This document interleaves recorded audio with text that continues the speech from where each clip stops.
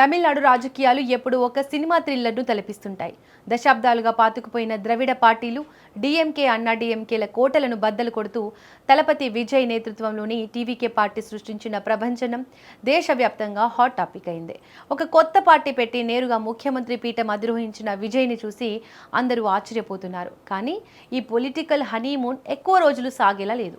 మాజీ ముఖ్యమంత్రి డిఎంకే అధినేత ఎంకే స్టాలిన్ పేల్చిన ఒక పొలిటికల్ బాంబ్ ఇప్పుడు తమిళనాట ప్రకంపనలు సృష్టిస్తోంది. విజయ్ ప్రభుత్వం అత్యంత బలహీనమైన పునాదులపై నడుస్తోంది. అది ఎప్పుడైనా కుప్పకూలవచ్చు. డిఎంకే శ్రేణులు ముందస్తు ఎన్నికలకు సిద్ధంగా ఉండాలి అంటూ స్టాలిన్ చేసిన కామెంట్స్ సంచలనంగా మారాయి. అసలు పవర్లోకి వచ్చిన కొన్ని రోజులకే స్టాలిన్ ఈ వ్యాఖ్యలు ఎందుకు చేశారు?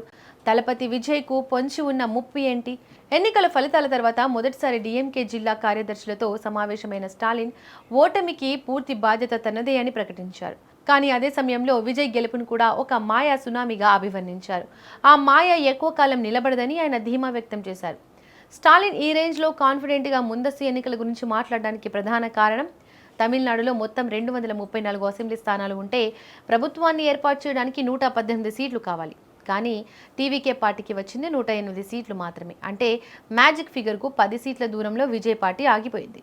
మెజారిటీ లేకపోయినా ప్రతిపక్ష కూటమిలో ఉన్న కాంగ్రెస్, వీసీకే పార్టీలతో పాటు అన్నా డీఎంకేకి చెందిన కొందరు రెబల్ ఎమ్మెల్యేల మద్దతు కూడగట్టుకుని తలపతి విజయ్ మైనారిటీ ప్రభుత్వాన్ని ఏర్పాటు చేశారు. మే 13న జరిగిన బల పరీక్షలో కూడా మిత్రపక్షాల మద్దతుతో విజయ్ గట్టెక్కారు. సరిగ్గా స్టాలిన్ టార్గెట్ చేసింది కూడా దీన్నే. సంకీర్ణ ప్రభుత్వాలు, అందులోనూ ఇతర పార్టీల ఎమ్మెల్యేల మద్దతుతో నడిచే ప్రభుత్వాలు ఏ క్షణంలోనైనా పడిపోవచ్చు.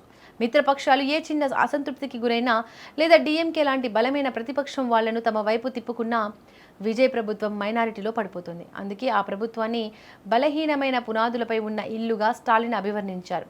కేవలం కామెంట్స్ చేసి ఊరుకోవడం లేదు స్టాలిన్. పార్టీని ప్రక్షాళన చేయడానికి డీఎంకే 2.0 అనే కొత్త ప్లాన్తో వస్తున్నారు. ప్రజల ఫీడ్బ్యాక్ తీసుకోవడానికి ఉడన్ పిరప్పన్ కురల్ అనే వెబ్సైట్ లాంచ్ చేశారు.